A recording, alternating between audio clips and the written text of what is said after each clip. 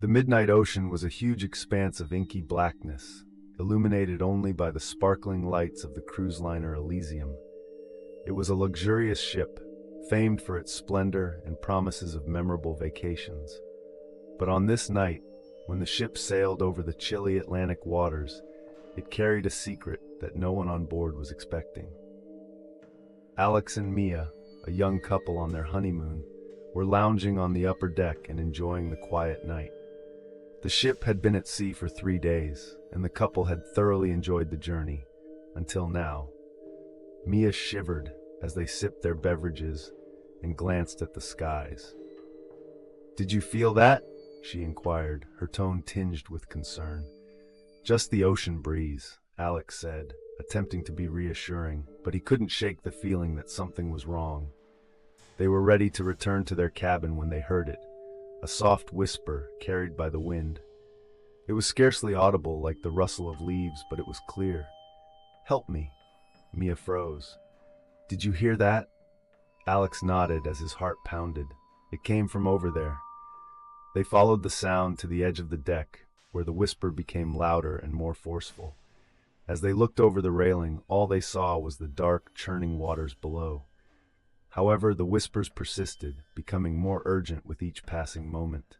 "Help me, please." Mia gripped Alex's arm, her eyes wide with panic. "We need to tell someone." They dashed to the ship's main deck, where they discovered a crew member, an elderly man with a weathered face and severe look. They told him about the whispers, expecting him to dismiss them as their imagination. Instead, his face became pale. "You heard the voices?" he inquired, his voice a low whisper. "Yes," Alex responded. "What is it? Is anyone in trouble?" The crew member shook his head, his eyes filled with terror. "Those are the voices of the departed. This ship carries a curse." "A curse?" Mia responded, her voice shaking. The crew member nodded. "Many years ago, this ship was involved in a horrible accident. Hundreds of passengers were lost at sea after it crashed with another vessel during a storm. Their bodies were never found, and it is believed that their souls are still wandering the seas in quest of serenity. They occasionally reach out to the living in the hope of being saved." "That's just a story," Alex muttered, attempting to appear dubious, but the terror in his voice was palpable. "Believe whatever you want," the crew member said, "but those who hear the voices, they don't always survive the night." Before Alex or Mia could answer, the ship lurched sharply, knocking them off balance. The lights flickered, and the previously quiet sea began to churn, as if something beneath the surface was stirring. Panic swept throughout the ship as passengers ran for safety. "We need to get back to our cabin," Mia stated, her voice cracking. They moved through the commotion, but the whispers followed them, becoming louder and more furious. Despite the fact that the sky above was clear, the ship continued to rock violently as if it were caught in a tremendous storm. They shut the door to their cabin, but the murmurs permeated the walls, creating an unnerving chorus of pleas and sobs. Mia covered her ears, attempting to filter out the sound, but it was ineffective. The voices inside their thoughts were constant and stifling. "Make it stop," she exclaimed, tears spilling down her cheeks. Alex held her close, but he was as afraid. He had no idea what to do or how to escape the nightmare that had settled upon them. The ship appeared to be alive with the voices of the lost, each one bringing them closer to lunacy. Suddenly, the door to their compartment sprang open, and the elderly crew member stood there, his face twisted in terror. "You must leave immediately. The spirits are coming for you." Alex and Mia followed him silently, their hearts hammering. The ship was in complete disarray. Lights flickered, walls groaned, and the murmurs became a deafening scream. It seemed as if the ship was crying out in misery. The crew member took them to the lifeboat. "Here's your only chance. You must leave the ship before it is too late." They went into the lifeboat, but before they could lower it into the ocean, the voices intensified.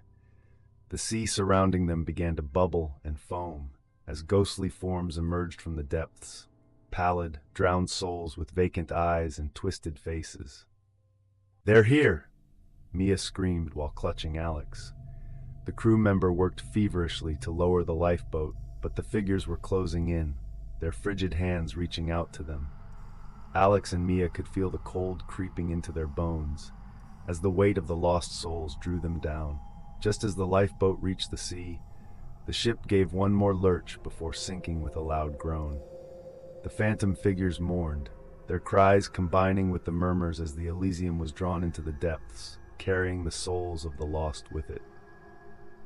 As the lifeboat drifted away, Alex and Mia watched in startled silence as the ship vanished beneath the waves, leaving only an unsettling calm behind. The following morning, a passing vessel discovered them, weary and shaken but still alive. They never mentioned the Elysium again, but the murmurs lingered in their nightmares, a reminder of the terror they had escaped.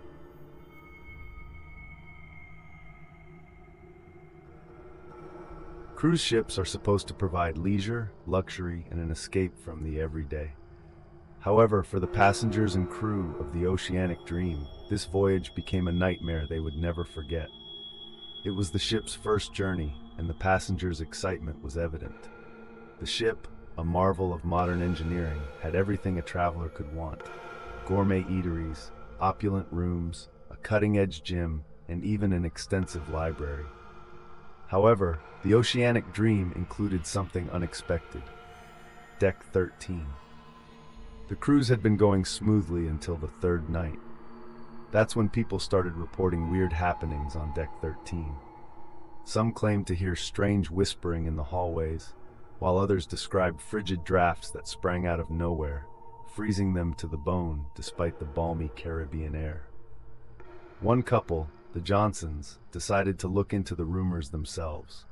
They were skeptics, and the concept of a haunted deck intrigued rather than terrified them. Armed with a flashlight, they made their way to Deck 13 late at night, laughing off the panic that appeared to hold the rest of the passengers. The moment they stepped off the elevator onto Deck 13, the atmosphere changed. The air felt heavy and almost suffocating. The lights flickered, and the temperature dropped a few degrees. Nonetheless, the Johnsons persisted, determined to debunk the stories. As they strolled down the quiet corridor, they saw that the cabin door numbers did not make sense. The numbers were out of sequence, with some even repeating themselves. They attempted to retrace their steps, but the passage appeared to change about them. Panic started to set in. Suddenly, footsteps sounded behind them. They turned around, but the corridor was empty. The footsteps got louder and closer, until they appeared to be right behind them. But there was no one present. The Johnsons began running, their laughter long gone and replaced by genuine panic. They finally arrived to the elevator, only to discover that the button for Deck 13 was no longer illuminated.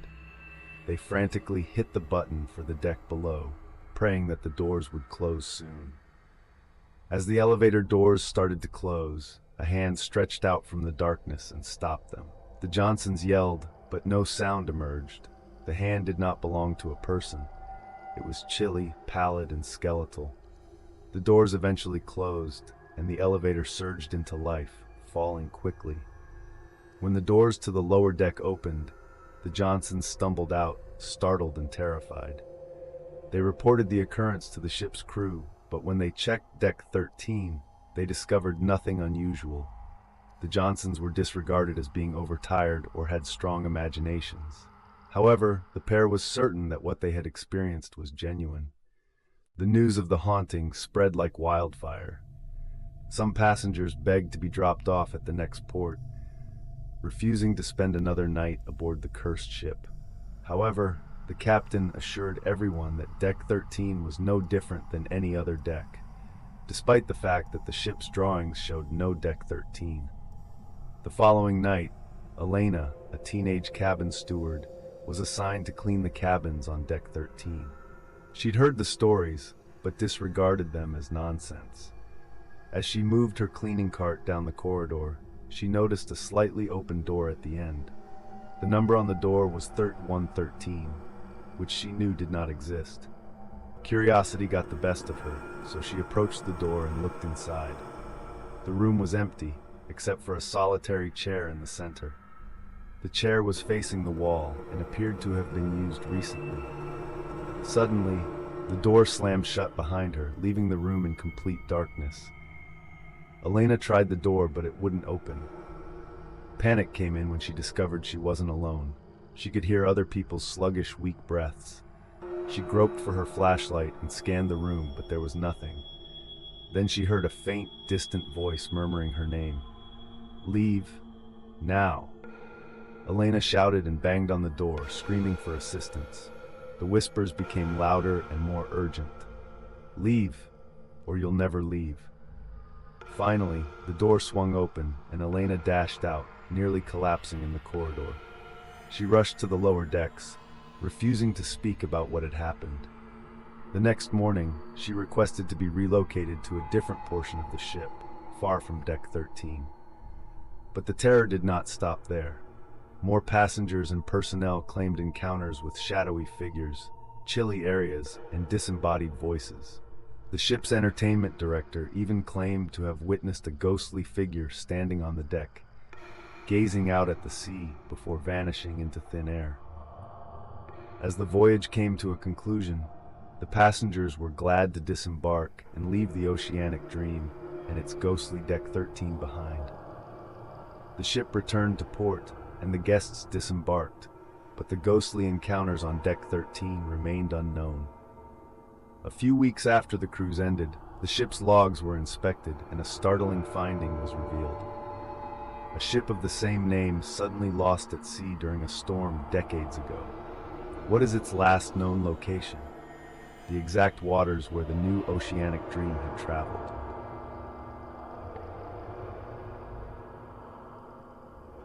The luxurious cruise ship Sapphire Seas was the pinnacle of opulence, providing its passengers with every imaginable comfort.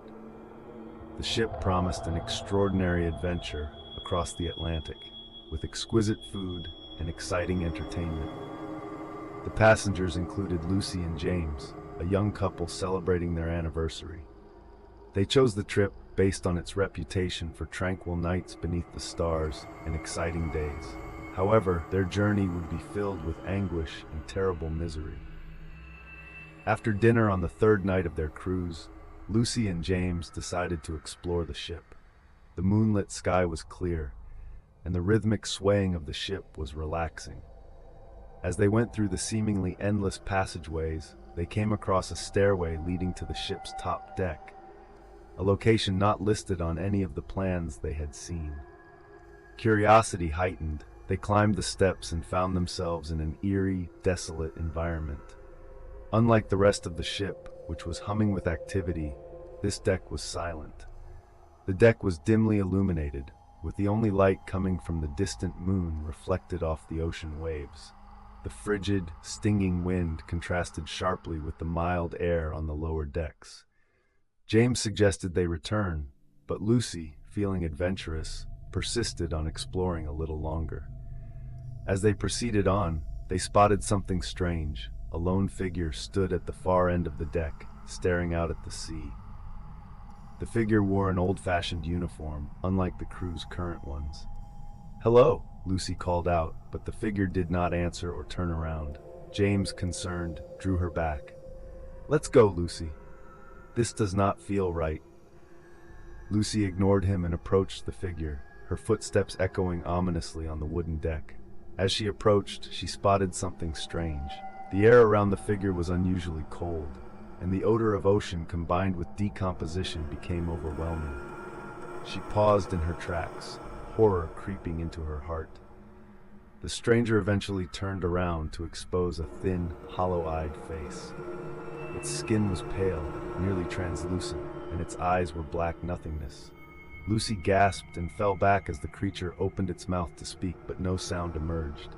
Instead, a frightening, unearthly scream reverberated off the ship's walls.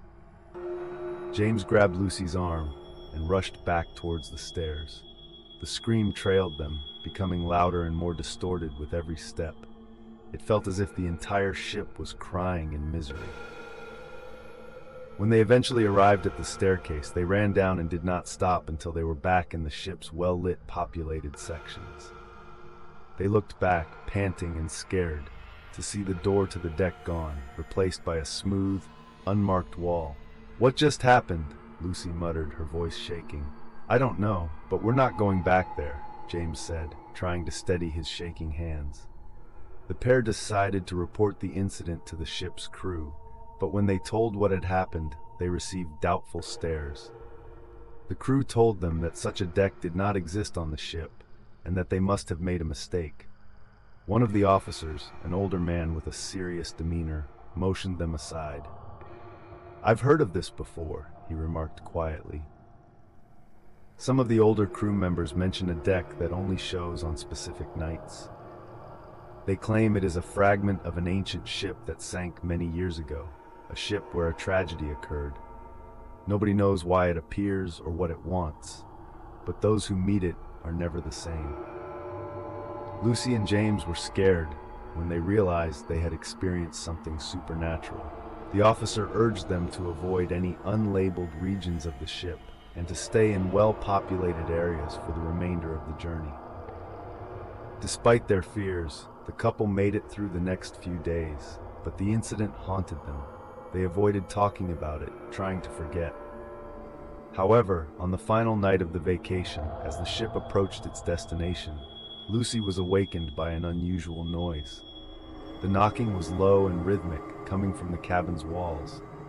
James awoke as well, and they both looked at the wall, horror squeezing their hearts.